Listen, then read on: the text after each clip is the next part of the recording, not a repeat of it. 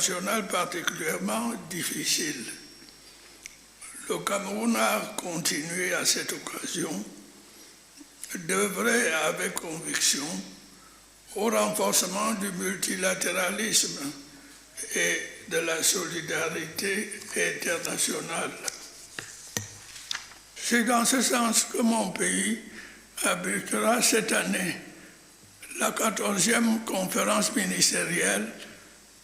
de l'Organisation mondiale du commerce. Ce sera une occasion supplémentaire de magnifier les vertus du multilatéralisme dans un contexte où la tentation du retour à l'unilatéralisme se fait de plus en plus forte. Dans un monde qui subit les convulsions des échanges économiques du fait du renchérissement des coûts à l'international et de la guerre commerciale articulée sur la manipulation des droits de douane, il était temps que les membres de l'Organisation mondiale du commerce marquent un arrêt pour se remettre en cause, renforcer leurs compétences et protéger les intérêts des membres africains. En guise de reconnaissance de l'implication personnelle du président Paul Biya dans la bataille au profit du multilatéralisme mondial, c'est le Cameroun que l'OMC a choisi pour tenir sa 14e conférence ministérielle en 2026. Au terme de la visite d'évaluation des préparatifs de cet événement en mai 2025 à Yaoundé, la directrice générale de l'OMC, Ngozi Okonjo-Iweala, avait apprécié que des mesures soient prises pour la sécurité et le transport, que 95 hôtels adéquats aient été recensés pour offrir 4119 chambres et 350 suites auxquelles il fallait ajouter 140 appartements meublés et insister sur la disponibilité d'une bonne connectivité Internet et d'un centre multimédia opérationnel dédié à la presse le moment venu.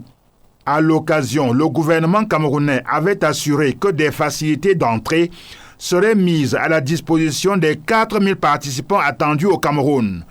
un pays qui a apporté tout son soutien à l'élection de la DG de l'OMC en poste. Les séances de travail de la délégation de l'OMC avec les milieux d'affaires camerounais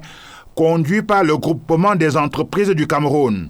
la Chambre de commerce et le groupement des femmes d'affaires du Cameroun avaient exposé la vitalité des entreprises camerounaises, toutes tailles confondues. Elles avaient également confirmé l'attachement du Cameroun à cette institution dont le président Paul Biya supervisera cette année les travaux de refondation des textes pour permettre à l'Afrique de rattraper son retard sur les performances économiques et commerciales, élaborer des règles pour mieux adresser la question des subventions à l'agriculture, de la pêche illicite, des investissements et de la régulation du commerce digital. Parce que les exportations de l'Afrique vers les États-Unis d'Amérique ne représentent que 6% du volume total et que les importations des États-Unis d'Amérique de l'Afrique ne se situent qu'à 4%, l'OMC relativise l'impact des mesures de l'administration Trump sur les transactions commerciales entre l'Afrique et le reste du monde.